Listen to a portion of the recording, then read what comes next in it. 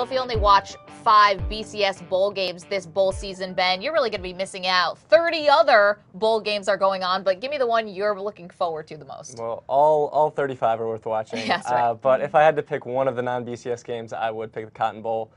Missouri plays Oklahoma State. Both of these teams came very, very close to playing in BCS bowls, but lost on the final weekend. Missouri lost in the SEC title game to Auburn.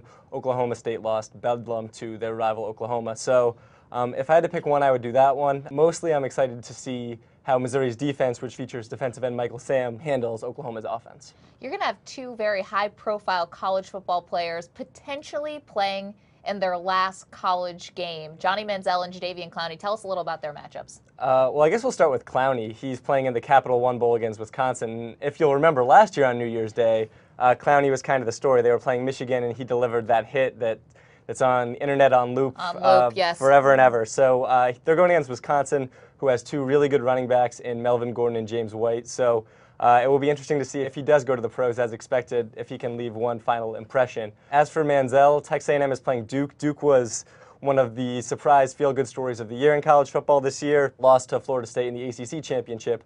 But it will just be interesting to see if Manziel can one more time put up ridiculous numbers, score a bunch of touchdowns, and if he does go to the NFL as expected, go off on a high note. Another great matchup is the Alamo Bowl, and it's interesting to see if you're Texas, you lose the Big 12 title game, but you get to play Oregon in your bowl game, which is very intriguing. Tell the people why. Well, Texas is just...